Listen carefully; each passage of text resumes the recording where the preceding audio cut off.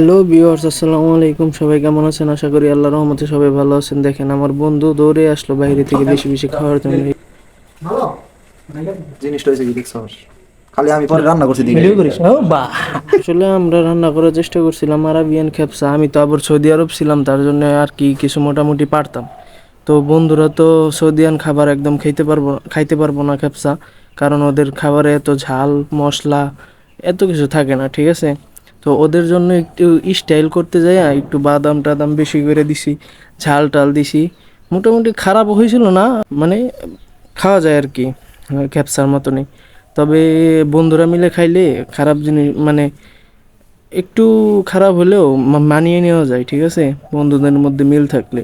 অবশ্য আমরা এনজয় করেই খাইছি, সবাই অনেক মজা করছি। ইফতার পার্টি যেহেতু, ভালোই লাগছে, সবাই একসাথে ছিলাম, এটাই আর কি বেস্ট ছিল। একসাথে থাকা, একসাথে খাওয়া, একসাথে একটু আড্ডা দেওয়া, এর উসিলাই সবাই একসাথে হওয়া। বিভিন্ন ধরনের খেলা সহজের মধ্যে ক্যাপসা, কমের মধ্যে ক্যাপসা, বাংলাদেশে সহজে কি জানা